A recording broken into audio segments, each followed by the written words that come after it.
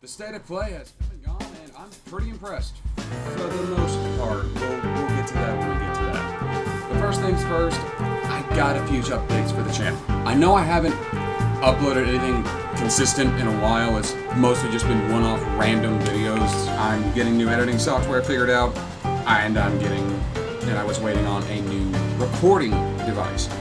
My old AverMedia Live Gamer does not work on the new PC.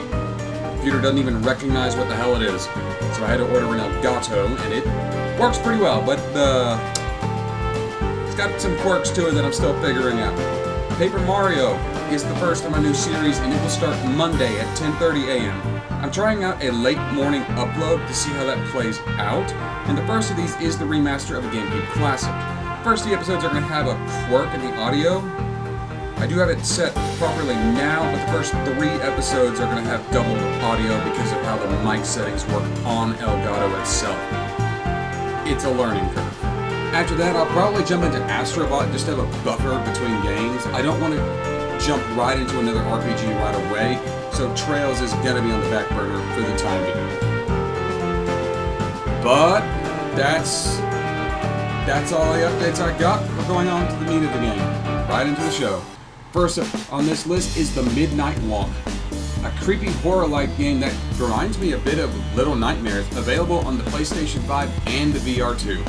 While VR isn't my cup of tea, it's something to keep an eye on, and I like the fact that it's not locked to the PlayStation VR. But no, this definitely gives me Little Nightmare vibes, just from the art style, the small little thing you're playing as, and the giant grotesque monsters that just seem to consume everything. It's certainly interesting. Up next, Hell Is Us, a strange Souls-like game set in an apocalyptic Earth. Something that has my attention at any rate. Seems like it's going to have a strange and cryptic story given by what little we were shown in this trailer. It has my attention at any rate. The Metro VR game. I'm still not into VR games, but I'm sure this has an audience. It's just not me. Archage. I have no fucking clue what this is meant to be. Seems somewhat interesting, and the trailer definitely built up the hype factor, but it certainly showed some good action set pieces, but it seems like an MMO, which just isn't my thing, and I'm not paying for PlayStation Plus, so I'll be skipping this one until I can get some more information on it. Palworld is coming to the PlayStation. I'm gonna be honest, I'm surprised that it took this long. Also seems like it's getting an update with some new content. While survival crafting isn't my thing unless you have a really good group of friends to go at it with, this is definitely going to get a lot of attention and playtime on the PlayStation 5. Let's just hope they beat that lawsuit with Nintendo. Oh, Nintendo, you make it hard to like you sometimes. We're getting some PS1 remasters with the Lunar Remastered Saga. Seems interesting, but it also just looks like Final Fantasy, and I don't care about the TMNT thing they dropped in there with it. Just thought I'd drop it there. TMNT was never my thing growing up, not my cup of tea. And some more information on the Sonic X Shadow coming out this December. Keanu Reeves Deluxe Pack is a strange addition, but not an unwelcome one, and works well to tie into the movie. I'm gonna be picking this one up in December, but probably not the deluxe pack. I don't think Keanu Reeves is worth the extra $10-15. Just gonna put that out there. New Dimension. I'm gonna be real, I don't know what the fuck is going on, it just doesn't interest me. Dragon Age Veilguard. There's a lot of drama surrounding this game. I'm not gonna get into that here, but let it be known, people ain't happy with some of the decisions EA is making. What a shock. If you're hyped for it, great. I'm just not into it. And this trailer does not leave me impressed with its visuals or gameplay. The gameplay looked incredibly generic, and the visuals really do seem dated. I don't necessarily think dated is the right word, but they don't scream next gen. They scream previous gen.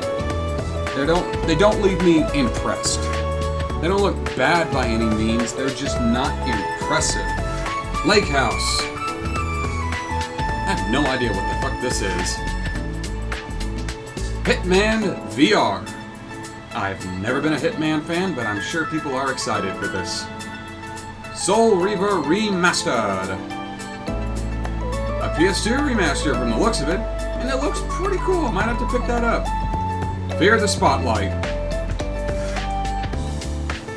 Didn't leave me all too impressed, I'm gonna be real. Towers of, same goes for Towers of something or another. I wasn't really paying attention. Not into it. Update to Fortnite. Don't play Lego Fortnite. It sucks. Dynasty Warriors. It's the Dynasty Warriors games. Go in and kick fucking ass. This new trailer has my attention. I might be picking it up. It looks fun. It looks crazy and over the top. Almost like a Dynasty Warriors game or something. Monster Hunter. New game or expansion or something. Look, I know people are really into Monster Hunter. It has a huge audience. It's just not my thing. I don't have a horse in this race. But a Spanish Inquisition pre-order bonus. I didn't expect that. Lego Horizon. I'm gonna be honest here, I forgot that this was a thing. I don't really care about the Lego games anymore, but it looks fun, it looks charming. I'm sure people will enjoy this. Then we have the Horizon Zero Dawn Remaster, and I'm gonna be honest, this is kind of fucking pointless. There's also some drama about this one, and I genuinely get why. It's readily available on the PlayStation Store. The game runs on PS5. This is a pointless remaster. Just play the original. It doesn't add anything new that I'm all too aware of except some voice lines. Who cares? Nier Automata and a Stellar Blade crossover DLC. What? I got nothing, man. I did not expect that to happen. I get that Stellar Blade had a lot of comparisons to Nier Automata for more than just the obvious reasons. Okay, it was the obvious reasons both have to play as a thick, sexy woman. That's not the point. Yeah, that's insane. I'm looking forward to this. I don't think anybody was expecting this. New PS5 Pro, new controllers, and some covers too. Whoop-de-fucking-do. Ghost of Yotai. I was not expecting a sequel to Ghost of Tsushima. I was gonna be real, I was always on the fence about it needing a sequel.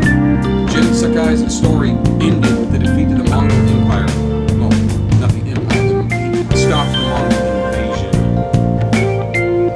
Or just like, where would a sequel go with that? A different point in Japan's history, that's where. Set 300 years after the Mongol invasion, we play as a new ghost, a new legend. It's got my attention and then some. New weapons, new combat styles, even firearms are being implemented into this game. This was an unexpected surprise, but a very welcome one. I just really hope it doesn't suck, because there's some Twitter drama going on with the voice actors being a cunt.